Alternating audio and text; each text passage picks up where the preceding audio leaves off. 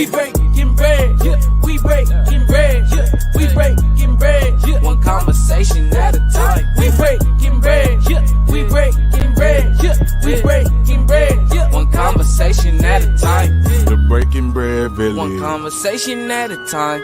The Breaking Bread Village. One conversation at a time.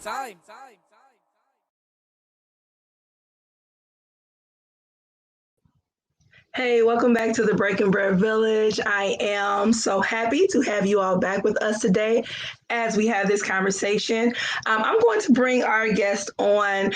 She is a previous guest of the show, so I'm happy to have her back again to talk about this different topic. So, welcome back. Thank you so much. I appreciate you. And if you want to go ahead and introduce yourself for people who may not know who you are, who may not have seen you on here before. What you mean you ain't seen me? No, I'm just playing.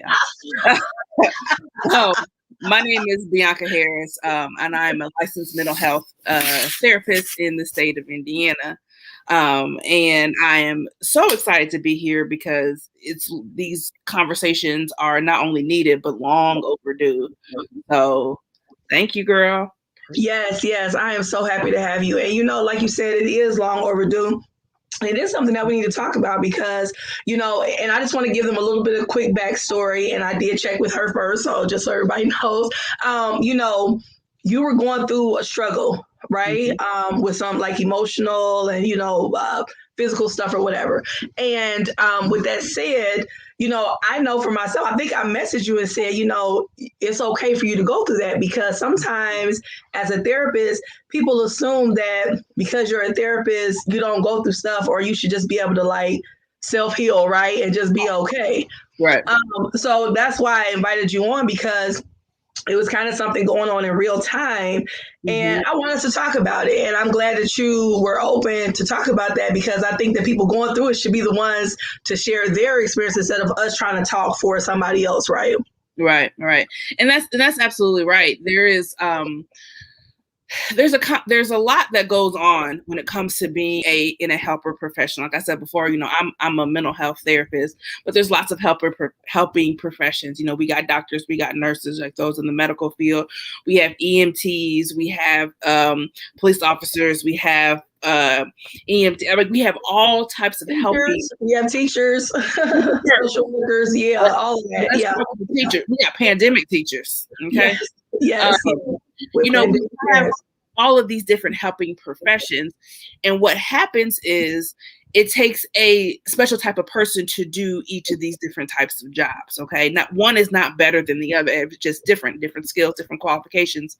But the problem comes in is when you are really good at your job, you tend to be a reference point for a lot of people. And that's not necessarily a negative thing. If you have a solid plan in place for your own self-care and taking care of yourself. As you said before, so I have struggled with depression for a good majority of my adult life. And it's one of the things that typically, I tend to deal with by myself because reaching out to people can be more stressful in a lot of ways than helpful. And so it's one of those things that as a strong person, you become that go-to person as if as if you're still not a human and real life emotions don't happen. And so those things that you're talking about when you contacted me are just very real life things. And the worst part about it is when you go through it and then you acknowledge it at first, people like to say, okay, well, you're a therapist. What would you tell yourself? You know how to, you teach coping skills. So what are you going to do? And it's like, what are you talking about? And people think that they're being helpful and they're not. And then people will say, well, then tell me what I can do to help. And so now I have to be the one who's responsible for helping myself when I'm already struggling.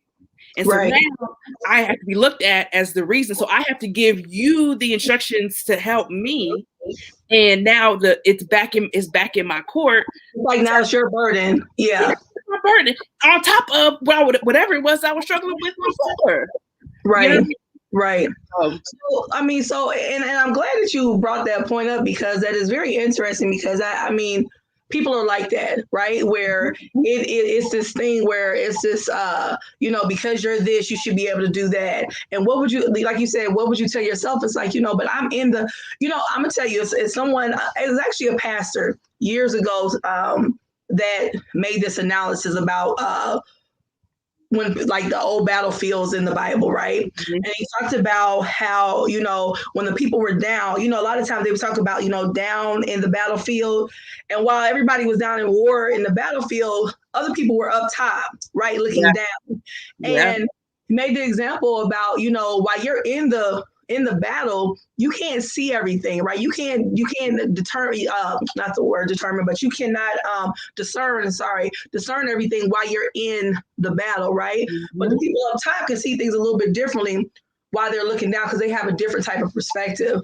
Mm-hmm. And to me, that just applies to this as well sometimes, where when you are going through it, when you're in it, sometimes you just can't see everything the same way. And that's why people, when they're in that, go to somebody that's a therapist and say, okay, help me, because right now I can't do this on my own. And so I just think it's interesting that you're not allowed to do that same thing. Yeah. You know what I'm saying? Yeah. Yeah. It's so interesting that, we say that every embryo, that's absolutely what it is. It is this vicious cycle. Yeah. Mm-hmm. And what people don't realize, and I'm just talking specifically about my profession, is I sit day in and day out, multiple hours throughout the week in other people's trauma, other people's hurts, other people's depression, other people's anxiety. And I have to sit and create safe spaces for them to be able to process. So taking that in, and I've been doing this 14 years now.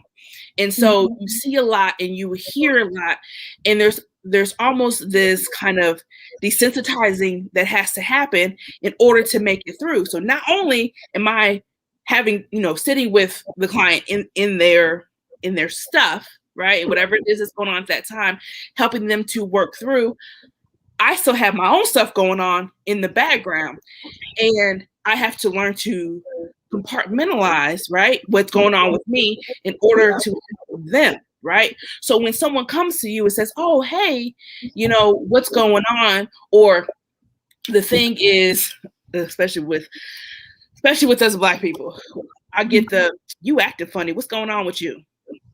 I'm not acting funny. Things are different.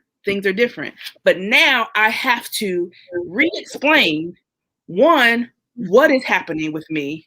Two, make it sound appeasing enough for that, so that you don't worry about it, so I can make it palatable for you.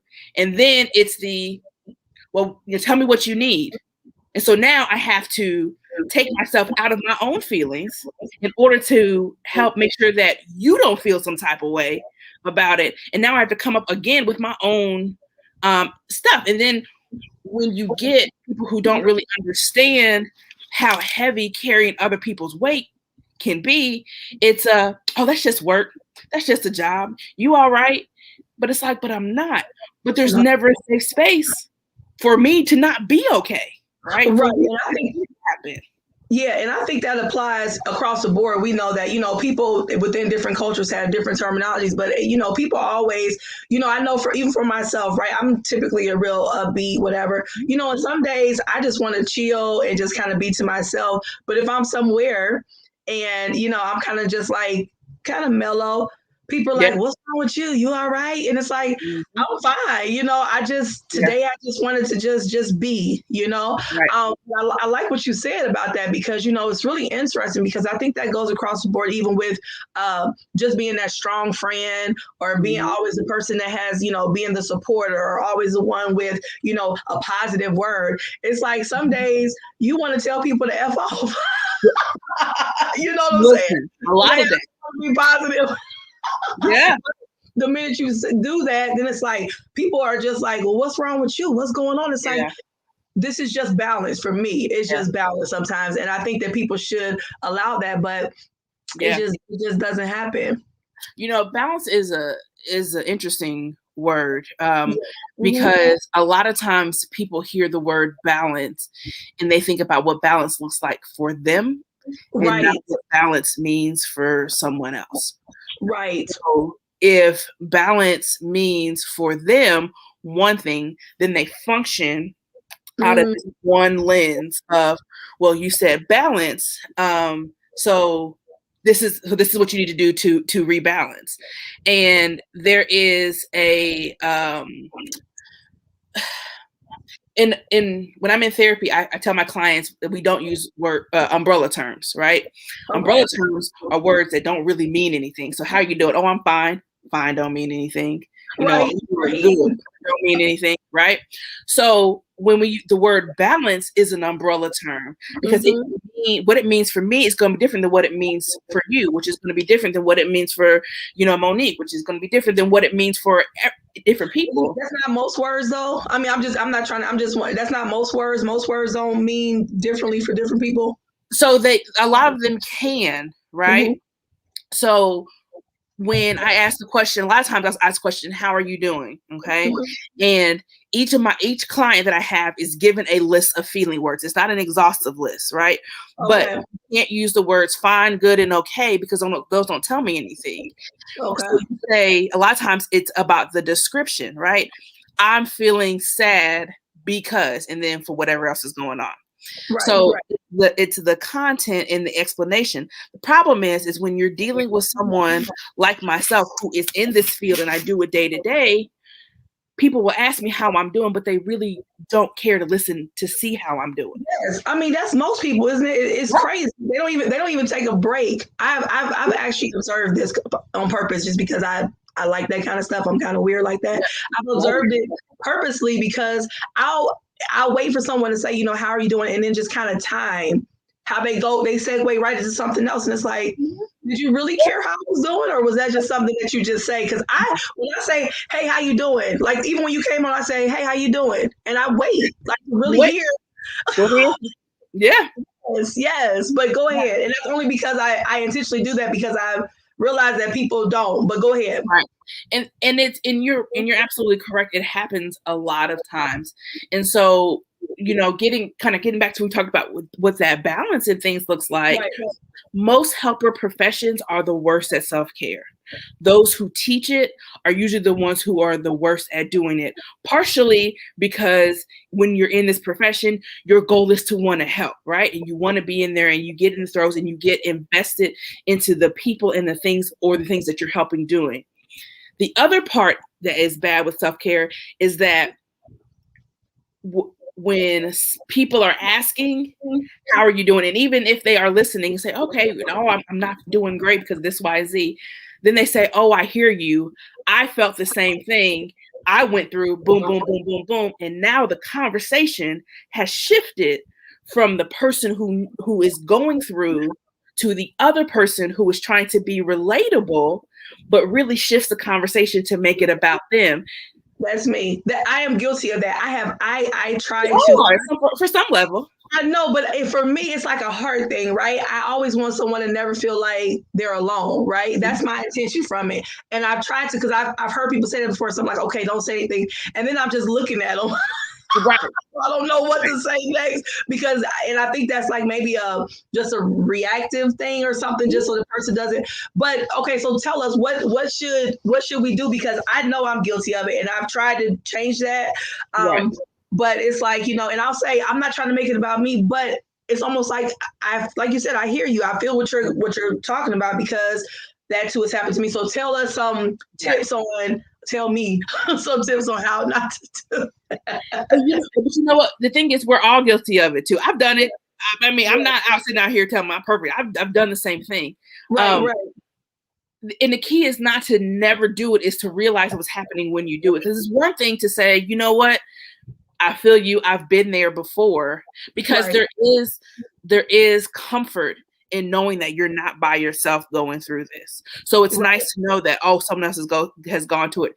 The key to be mindful of is to say, oh, I've gone through the same thing.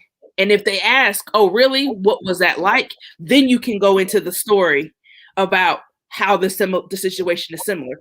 If the person you're talking to doesn't say anything, you just leave that story on pause. You just say, you know what? Don't ramble. Just say don't ramble on about yourself okay. Thank you. I'm taking notes. I mean, and it's a real thing, and it's easy to do, right? Just because we want to feel relatable. Right. You know, we want people to know that I'm here for you. I've gone through this. I've experienced something. But the key we always have to remember is you have never felt it the way the person who is going through it has felt it. And that is true. If it's the exact same situation, you can never feel it how that other person feels it. So if I'm saying, hey, Erin, how are you doing? You're like, oh man, I'm struggling. I just got an eviction letter and I don't have no money to pay my rent. And I'm like, man, I'm sorry to hear that. I've been there before. It's tough. And then I pause. Okay. Yeah. Anything else? Don't be like, oh yeah, back in so and so. Back in 1998, girl. I was like, yes. Okay. You didn't ask for those details. Right. If you ask for those details, then you can go into saying, oh, you're like, oh, really, girl? When did you have to deal with that? Right. Girl, back in 98, I was in between jobs. I didn't have, and then because what happened is the person who was going through has given permission to say, okay, I want to have this dialogue, versus you putting and forcing the dialogue onto them. Because now, think about it, we're talking about the helper, right? The person who's the supporter, the person who's the nurturer. So you tell them you've gone through these things, instantly in their mind, they switch into helper mode. Now we're back at work. Now we're back at doing the work, right? Making sure you're okay, making sure you feel validated, making sure all of these things. Meanwhile, Rome is on fire back here. There's this thing, and I love it. And it's been me probably these last about 5 months. It's a cartoon. This dog sitting at a table, right? And everything going around the dog is on fire. And it says, it's okay, I'm fine. Or it's fine. And I'm just like, man, that's real life. Yes. The world is crumbling, but it's fine. Yeah. So give us some other points on how to support the supporter, because, I feel like I'm a little bit of both in regards to that strong friend, but I also am very nurturing. I'm that person that's going to run around and try to make sure everybody is good before I, take care of it at times. So give us some tips on how to support the supporter, because like I said, when everything, like even using your example, your own personal experience, you were going through a lot, right? Visibly, right? I mean, it was in real time. And it was just so interesting to watch some of the responses to what you were going through. And I'm like, wait a minute. She's allowed to feel because that's real life. That's her true feelings. So give us some tips, or even if you want to speak, like I said, from your own personal experience and what you went through and how you maybe some things you would tell people who were doing it to you, at that time, or what would you suggest? Because I really think this is a great thing to talk about and make transparent. Right. I think the first thing we can do, we touched on it before, is just listen, right? A lot of times a supporter doesn't have anybody who really just listens to them without passing judgment, without like a grade or let me see how you're handling this because I know what you do. So are you handling, like there's this sense of judgment. So first thing is just really just kind of listen, let them talk. Right? Let them guide the conversation, which means when you feel it in your system to say or to chime in or to interrupt what they're saying, ask yourself first, why am I interrupting them? Okay? Because a lot of times, and I'm telling you from experience, we just want to talk. I just want the same way y'all be talking to us. Right? You want that time. No, hey, I'm with you. I feel that. Right. So that's the first thing. The second thing, instead of asking them, tell me what you need, when you're listening to them, hear what it is that is going on and see what you're capable of doing and offer that. Okay. So for example, if I'm saying, oh man, I'm just struggling in my in my relationships, I'm about to get evicted, and I don't have any groceries, in the house. You hear all these things, you're like, man, I hear you. You know what? Here, I'm gonna cash up you $20. You can go get some lunch. Okay. I'm going to, you know what? I have a friend who works with, rental assistance and mortgage assistance. Let me send you this. If you're listening to what they're saying, you can hear what the need is, and then they can offer it. So the person who is kind of, going through, you can, that means more to the person who is the supporter than having to figure out what it is that they need. Because really, in talking, they'll tell you what it is that they need. I need my rent paid. I need my relationship to work out. I need some food in my house, right? I've told you what I need, but that's not what you can do. But you can say, and if you can't do anything, you can say, you know what? I'm sorry to hear that. If you need someone to just listen, I can. So figure out what it is that you can do, and offer that to the person. And the reality is that person will tell you if that's helpful or not. Right. And they'll let you know, I appreciate that, but I've tried this and it doesn't work out well for me. Okay. Yeah, and I'm probably guilty of that too, because I know, when people will share, I'm good at like picking up those cues, like, okay.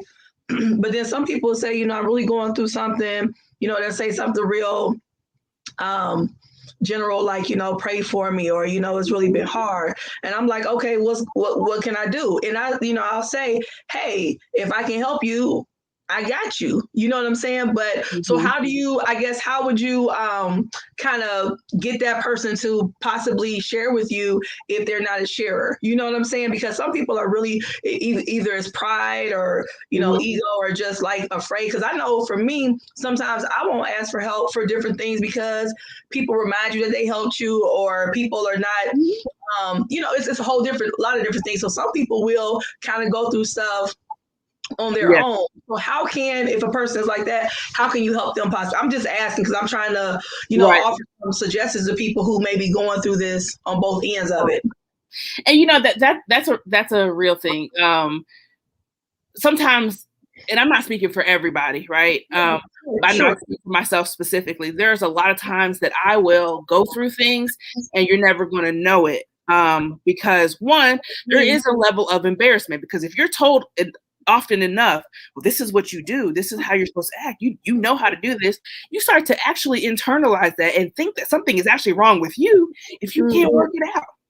So there is that kind of level of embarrassment, but also it's about relationship. Okay. Usually a supporter is always, I won't say always, but it's oftentimes good with relationship, and they know who they can go to about certain things. I have some really good friends, people that I'm really close to, but most of them don't know what's going on with me, especially currently, like right now. I don't know, because I know that conversation is not going to lead to what I need, and it's going to be more of a conversation based upon kind of different topics that we have that I deal with them in, versus someone who I can just talk to and just listen, versus someone I can help out with. So relationship is always very important. When you have a supporter, you have to have an authentic relationship, which means, are you really only talking to that person when you need something, or when you notice now that something is going on with them and you're asking them for help and how to help? But also don't force them to talk about things that they don't want to talk about it. Because think about it. Do you want somebody to come to you, Aaron, I see you acting funny, what's wrong with you? Now, my best friend and I, we've been friends for 30 years. If she walks up to me and be like, Bianca, you acting funny, what's going on with you? Well, yeah, right. That's coming from a different place. Right. Yeah. Because I know we have 30 years of history. I know she's coming from a solid place. Okay. Right. But she knows your, ways. People that are around you know your ways, and they know certain things without any type of conversation. They know something has changed or shifted, right? So yeah.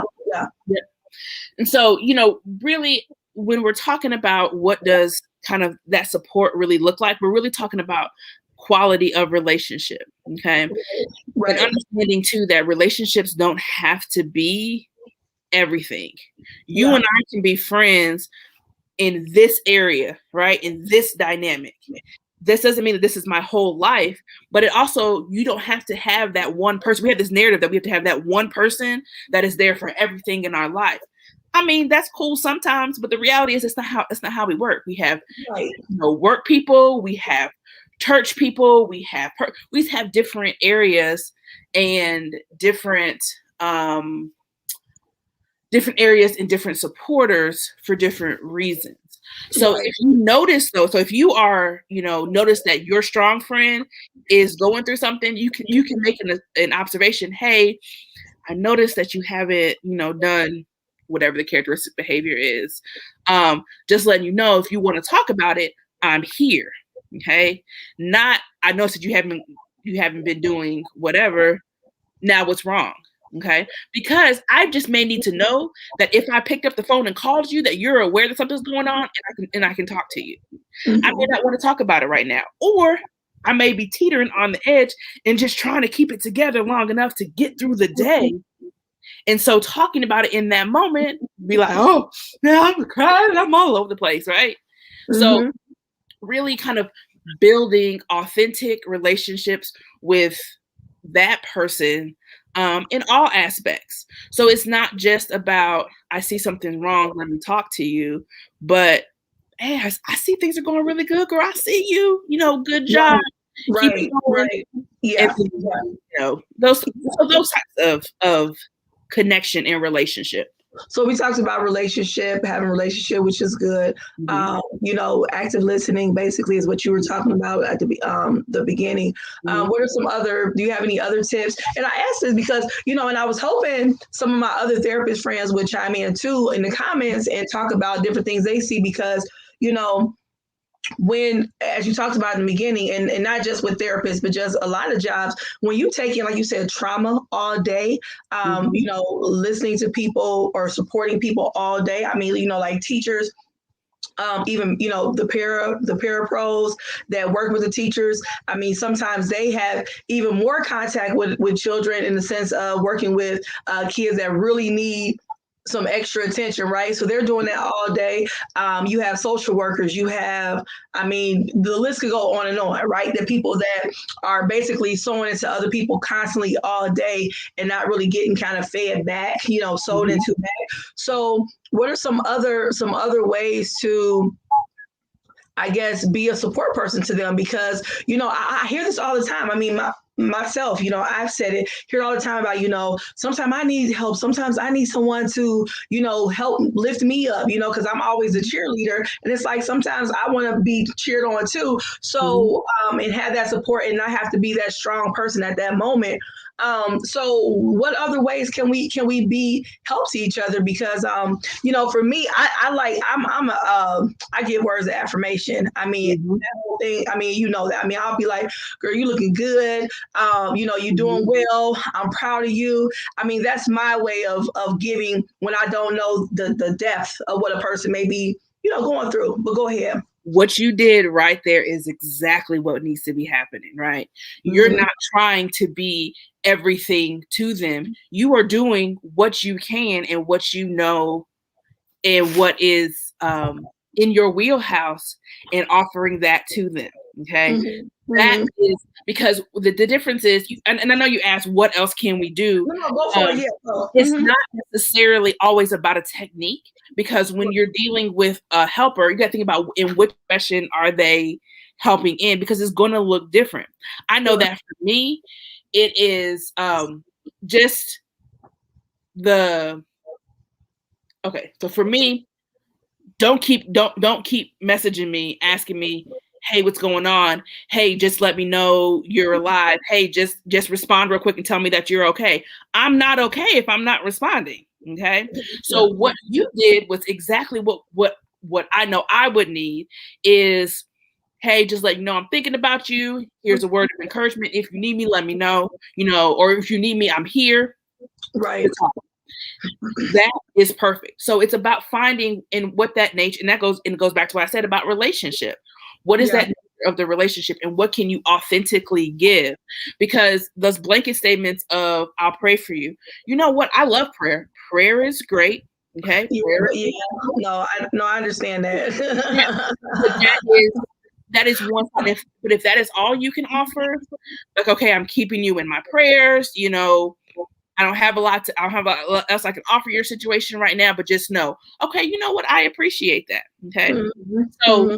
when you're looking at being poured into, it is also about watching that person, right?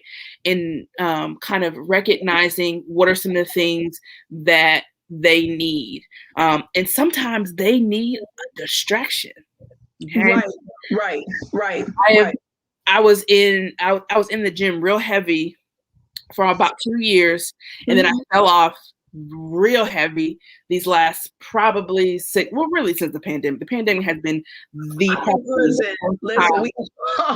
in my life. This has been. Look, I'm gonna let you get back, but let me tell you, it was so funny. I was telling somebody the other day. I said when the pandemic was going on, you know, I mean, you just eating and you sitting there watching stuff because we wasn't doing anything, right? Mm-hmm. And it was this idea that, you know, like I'll never see people again. And the first time I had to do a speaking engagement in public, mm-hmm. I was like, oh my God, people are gonna see me, you know. And it's like, girl, we was all eating and distracting ourselves from what was going on. But go ahead. Yeah, and it's one of the times I know that in the pandemic, like as a therapist, my caseload went through the roof. Yes.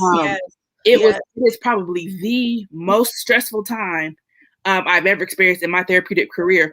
So much so. I'm sorry, but y'all going through stuff yourself, so that's an interesting thing. Okay, but go ahead. I mean, it was so over, because now you think about it, you have people who have been using work and things to deflect from the things that are going on internally. Now they're stuck in the house and they have to deal with it. So now you have to deal with it. And it was so overwhelming that I'm actually leaving the therapy field altogether, because it has just been so much, right? And it's okay. And that's, what'd you say, 13 years? Yeah, it'll be 15. It'll be 15 next August. It's so when when we're getting to know people, sometimes we just need a distraction from even our own stuff that's going on, right? So you can't help with what's going on specifically in that person's life. Help with that distraction. Okay. I lost a really, really good friend of mine in August of this year. And it was rough. I was already going through some stuff, then went through some more stuff. And so I remember another friend of mine was like, "Girl, are you home?" I was like, "Yeah, I got a bottle of wine. I'm coming through." Yeah. Come on. Yeah. And we just laughed and talked about nothing. Yep. Drink a bottle of wine, maybe 2. I don't know. You ain't gotta tell us. Look, I feel you. It was great because for that moment, I didn't have to stay in the heaviness of what was going on. Now, I know it doesn't go away, right? For that moment, that was a welcome distraction that I didn't have to ask for. I didn't have to plan for. They just saw the need, filled it, and said, "This is what I can do. I got a bottle. I'm coming through." But I love that, and that's what, like you said, when it comes to relationship, a good friend, that's what that's all about. To just say, you know what, going for a walk or whatever, going to see a show, whatever it is. But it reminds me of, I had a kind of a. Wasn't an argument, but it was a debate, a discussion with someone that was commenting on, and this is kind of not the same, but the same, about someone that was they're impoverished, right? They don't have a lot of money. They, not doing well, what people would consider well, right? And I think she got her nails done or something, $25 to get her nails done. And people are like, she's struggling. Why is she getting her nails done? And I'm like, are you kidding me? I mean, that right there, so you talking about something to get me going. That is it, because how dare you? I was like, how dare you? This person, and I get it, yes, this person's asked you for help. They're struggling.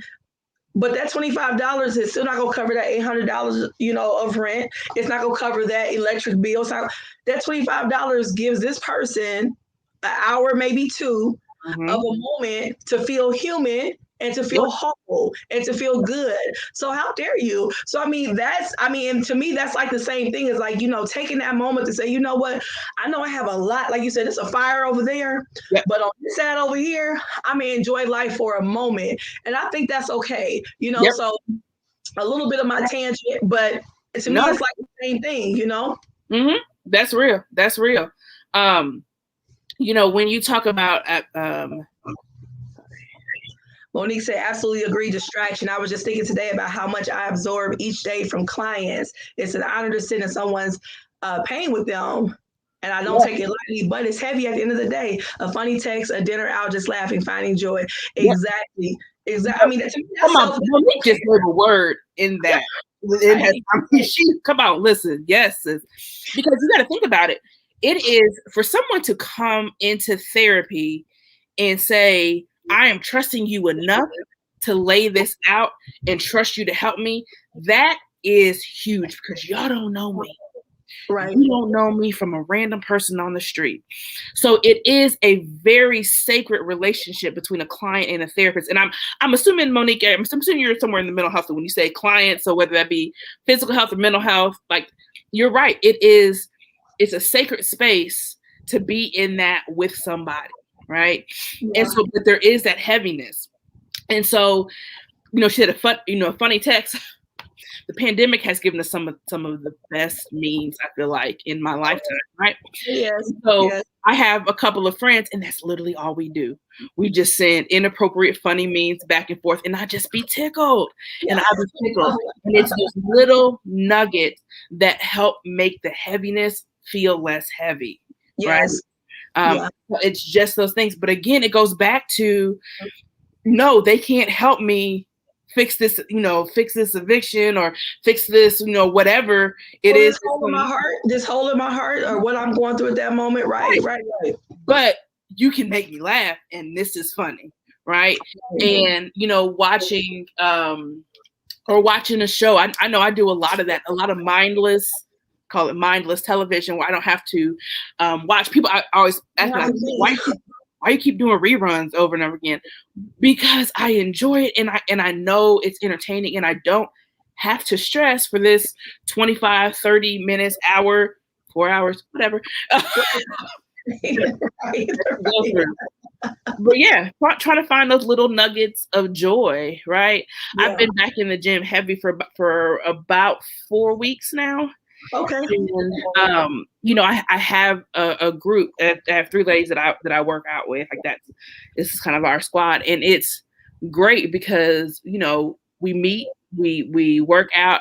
I talk crazy. I always swear. They wake up and choose violence when we go to the gym. And, but it's a time where I know that I don't have to deal with other things. Right. Them, right. And we go and work out, talk crazy, swear we're not coming back, and then be like, all right, see y'all in the morning. Right. No, I think that's a good thing, and people need those type of partnerships, friendships, relationships where you guys can just be. And that's what I call it, just being. Like it's really not serving a purpose. We're not trying to solve the world right now. This is just us being, right, and each other's present, enjoying each other, and being able to be free to be who we, like you said, cuss, laugh, whatever, say. And not feel like you're going to be judged or somebody is critiquing what you're doing. Just being free. What's some other type of self-care things that you do or suggest for other people? I know for me, and this is also, it's for the supporter, but it's also for the person that's supporting the supporter because, it's different things you can do together. But I know what I do for myself in personal time, like to journal, just write things down. And I'm a letter person. So I write letters all the time to people that will never see them. They will never see them. But I write them as if I'm writing them to them. And it's very freeing for me. I get things out. I can say all kind of stuff and get out, how they hurt me or and then I'm done with it, right? I'm done with it. And that's a healing thing for me. I love music too. What are some other things that you do, to kind of do some self-care or people can do together to help the person that is also the supporter? First thing you can do is if you are the one helping the supporter is to remind the supporter to do self-care. Okay. because that's the number one thing that will go out the window or it'll get pushed back. I know I do terrible self-care, right? But when I do it, I try to be intentional about it. I'll try to like plan with certain friends and things. I try to plan like, lunch dates or outgo or, activities. I am also the queen of planning things and having the best intentions. And then life gets overwhelming, and then I just have to, and I end up shutting down, and I'll miss it, or I'll cancel, or I'll do something else, right? Yeah. But I always tell people to do 30 minutes at minimum of self-care every single day. So whether that be journaling and writing a letter, whether that be prayer, whether that be watching a TV show, whether that be going out crime shows, a couple of them crime shows. That is so therapeutic to me. It's so crazy. I feel like a maniac sometimes because I will watch a crime show. I'm talking about mass murderers, blood all over the place, and I'm sitting there just relaxed and just as calm. Can go right to sleep and everything. I said, no, maybe I need to go see somebody. Yeah, no, baby, I love true crime. Okay, I love true, and I love a true crime podcast too. And I'm saying I'm kind of official. So one of my favorites is called The Generation Why, right? Oh, okay, I have to check them out. Love them. Justin and Aaron, they're based out of Kansas City, Missouri, and they my friends on Instagram. Okay, they reshared my story. They reshared my story, honey. Yes. But I love it. I would watch it in a heartbeat all day. You name it, I love true crime. Now, mind you, I'm scared of everything. Okay, so I can't be watching it in the dark. I was watching Criminal Minds one time in the dark, and scared myself. Walked around the house with a knife, poked the curtain, and everything. I was sure that a serial killer was in my house. But yeah, girl, absolutely, absolutely. Yes, I love them. One of the things I just like. Oh, go ahead. No. Go ahead. That's real. One of the things that I really love to do too is paint. I am not an artist. I love to paint. Right, yes. The mimosas and the masterpieces, those types of things. Like I love doing those things so much so that I done bought paint and canvases for my house just to paint. Right. But remembering to do at least 30 minutes of something that you enjoy. When I'm in my car, especially going back and forth to the office, I really like being alone in my car because that's when I listen to my true crime podcast or I listen to music. I have a playlist for probably every emotion you can think of. I've been playing here recently. I love Christmas time, so I've been playing Christmas music. I know it's October. I don't care. Okay. But no. I heard something the other day in the store, and I was like, but go ahead. Oh yeah, all of it. We can bypass Halloween and Thanksgiving. Just give me Christmas from October 1 to February 1. Oh my goodness. Do you? Yeah. Listen, that's what makes you happy. I'm all for it. That's hilarious because I'd be like, oh no, turn it off. Oh yeah, no, I love it. But yeah, just like so little things that bring you joy, and also reminding yourself and reminding the supporter that self-care can look different. So one day it might be, I'm going to listen to true crime podcast while I'm putting up Christmas decorations in my house while I'm drinking a glass of wine. Yeah. And that's fine. And that's fine, and then also helping that person with some self-care. Sure. So when my friend came over with the bottle, right?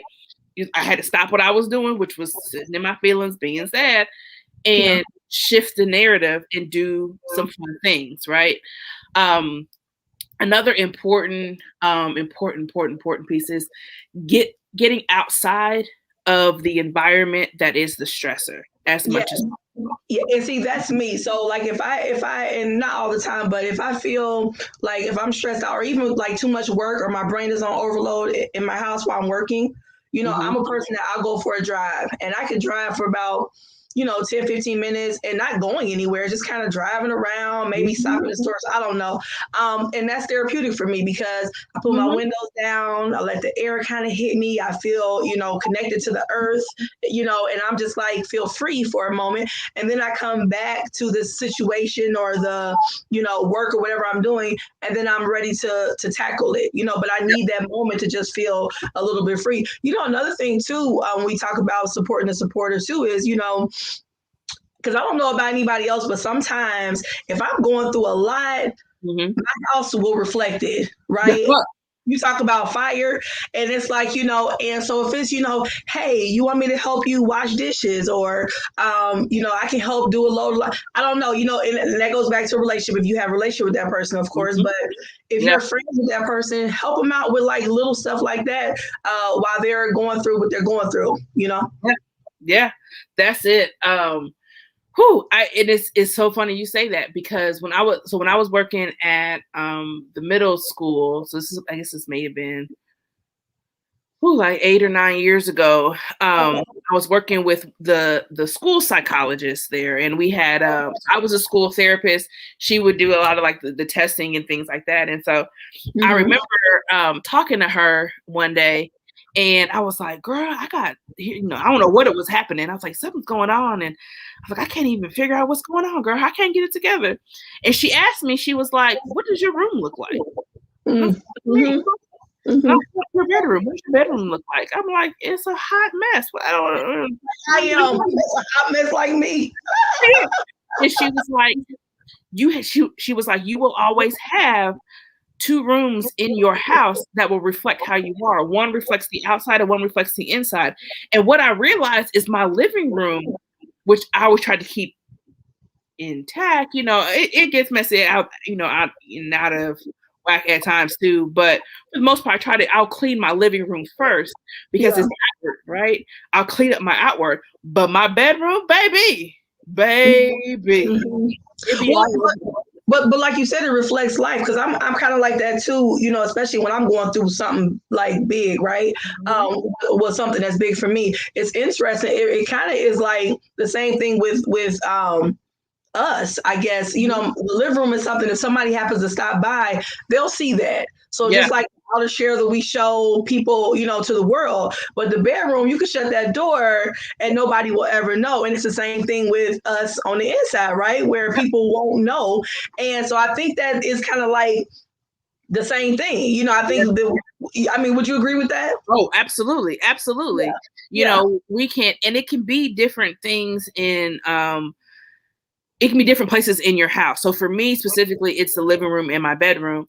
But for some people, it may be, their kitchen and then their, personal space room. It can be different. But I know it's one of the things when I'm dealing with clients who are dealing with a lot of anxiety, stress, and depression. It's like, okay, well, what does your house represent to you? And how do those things look? And so the way I know that I often check myself is I look around. And there's a difference between things that are out of place just because I'm being lazy and I don't want to put it up versus the piles that add up. And I'm like, I can't seem to sort through it. Right. Yeah. Or I'll make like a path of things to get through. And like, I wake up and I'm like, I feel rushed. I feel claustrophobic. My room is very sacred to me. And so it's a space that I always typically like to be in. And the time when I feel like, I don't want to be here. I don't want to be at my house. That's when I'm like, ooh, girl. Yeah, you're just like, I gotta get something together. Yeah, what's going on? You have to get it together. Yes. Yeah. No, so, I feel that. I mean, that's so real. Go ahead. Yeah, no, I'm just saying it's we have to be very, very mindful. One, it is the job of the person who is typically the supporter to find that thing that's going to check them. And then it's also the job of the supporter to check their pride, right? Yeah. And make sure that the pride is not the one that's in the way of receiving that support. Because I know that pride is a big thing. Sure. You know, because there are certain narratives that I have adopted to be true, right? And then I realize as I'm saying them out loud, or if I'm journaling them, or if I'm talking to God about them, I'll be like, ooh, that sounds real crazy.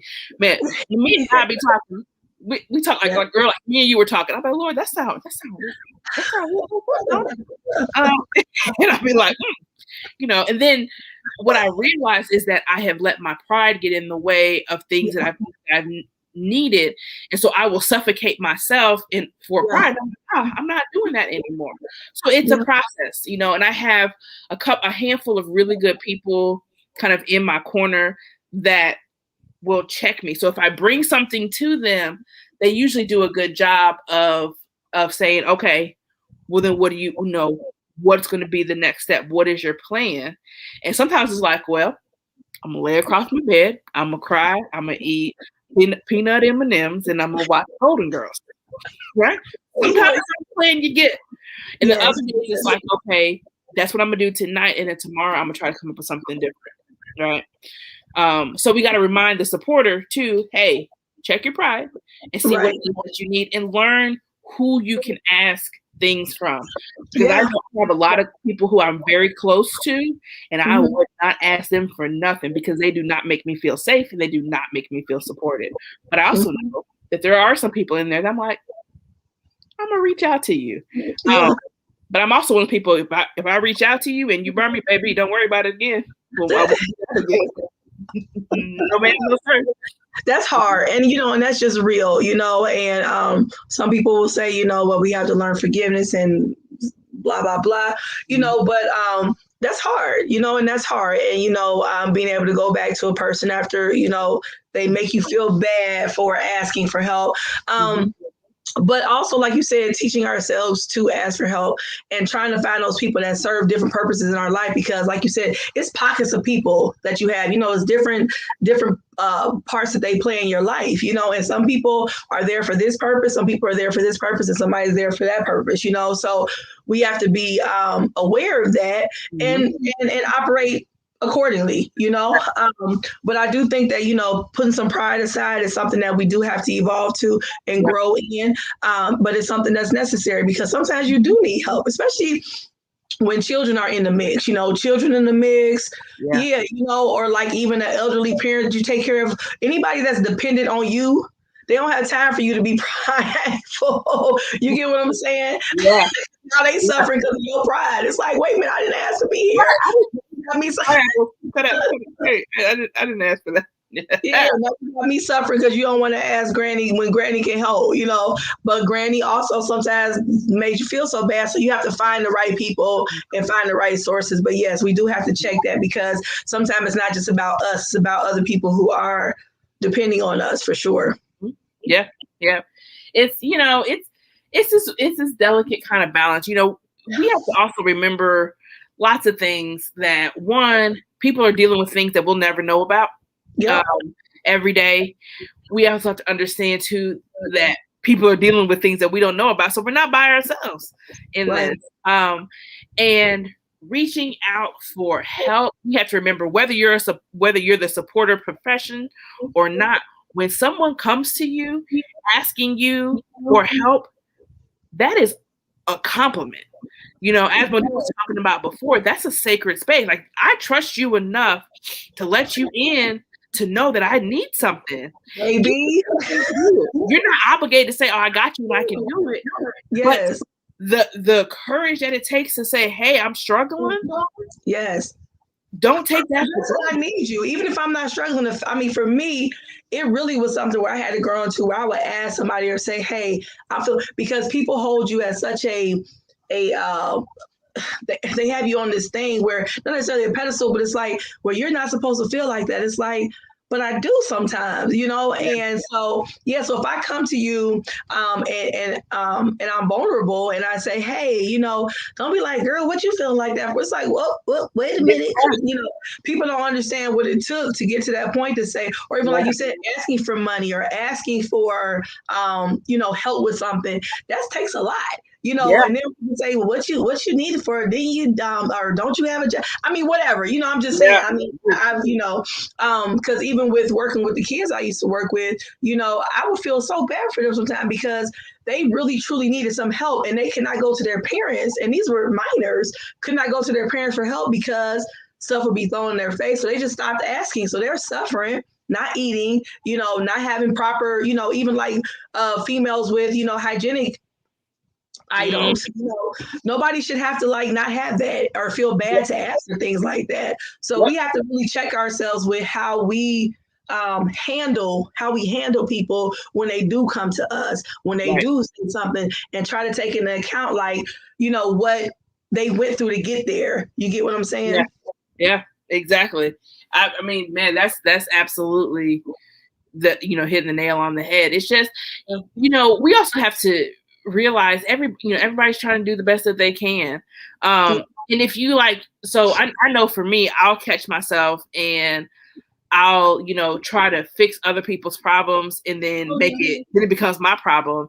And now I'm in a bigger place than I can deal with. And learning the word no, learning that saying no is okay and hearing no is okay. Right. The hearing part, because people can't hear that sometimes. Woo! Let me sip my tea. Hold on. Let me go find, hold on.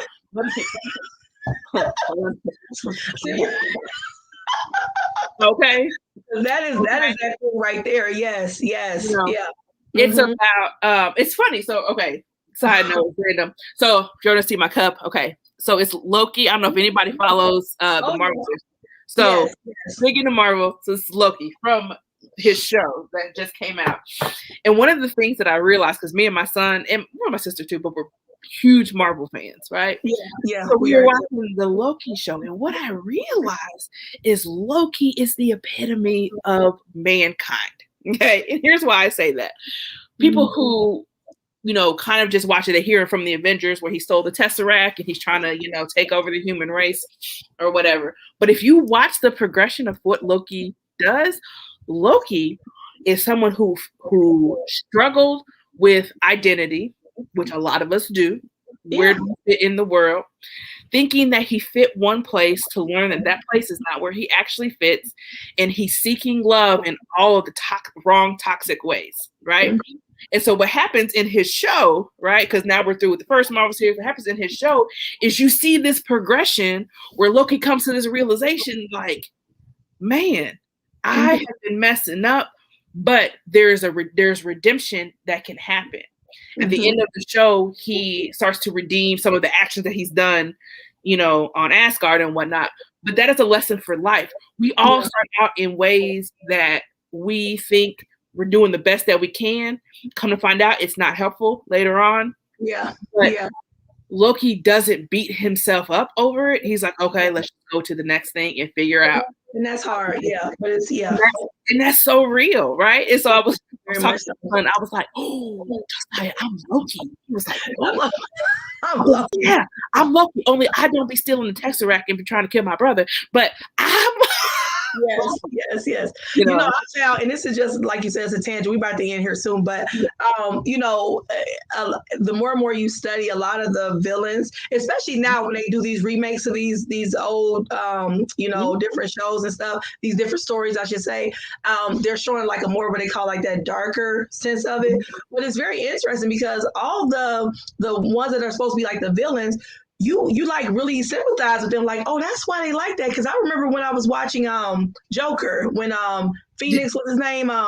Phoenix? Yes, when he played the Joker, I was in there like, I feel him. I mean, I really was like, and it really touched on like mental health and how society treats people with different issues. And I'm like, and we create these monsters and then we want to put them away or call them monsters, right? So it's just interesting when you talk about that, because I really think that that's a lot of life lessons on how we contribute to people going through what they're going through and not even sometimes realizing it. And what's crazy is we call them villains. And the reason we sympathize is we realize that they're not villains, they're us. Yeah. They're us. Or could easily be, right? Right? I wasn't bullied in school, you know what I'm saying? But when I hear stories of people who were bullied in school, I'm like, oh, I can see why you want to beat people up, or I can see why, you're battling with depression, different things like that, and identity, because people were jerks to you your whole life. And then a lot of times they get bullied at home. I mean, so it's this never ending cycle. So, and then you tend to react because you get fed up. And the thing is, people don't see, like you said, people it going through, they don't get to see the whole picture. So when you react, sometimes people are not seeing the whole picture of what led up to here. I've been turning the other cheek and being chill, and today was just the last straw. Yeah. But we have to, create just those safe spaces. Trust and bravery to say, I'm going to put this out here, and I'm going to trust that you can receive it, and that you can hold it for me, not hold it with me.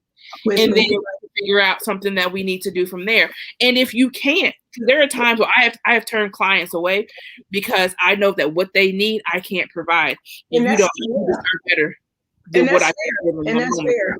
Yeah. And I really believe that here, at the Breaking Bread Village, that's what I'm trying to do in regards to creating a safe space. People get upset when different people are, able to come on the platform to talk, but it goes back to that about creating a space where they can feel free to be who they are, be authentic, be transparent, and they're talking to me. If the person doesn't want to listen, they don't have to listen, but I'm allowing them to have that space to get off their chest what they want to say and not feel judged or attacked. And I'm going to always stand by that. I'm going to always stand by that because I think it's important and I think that it's necessary. So, so I'm going to wrap that up, but I really appreciate you, Bianca. I really, really do for coming on again and talking about, your own personal thing and just helping people to understand that we're all in this together. I mean, that's really essentially what I get from is that we're all in this together, and we have to really understand that and be here for each other the way we need to be. And like you said, it shows up different ways, but trying to figure that out. Yep. Absolutely. Absolutely. So, well, I appreciate you. Have a great evening and take care.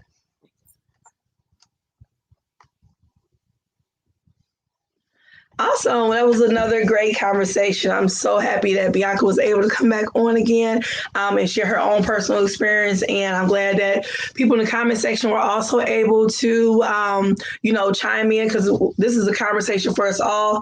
It applies to us all. We all are truly in this together.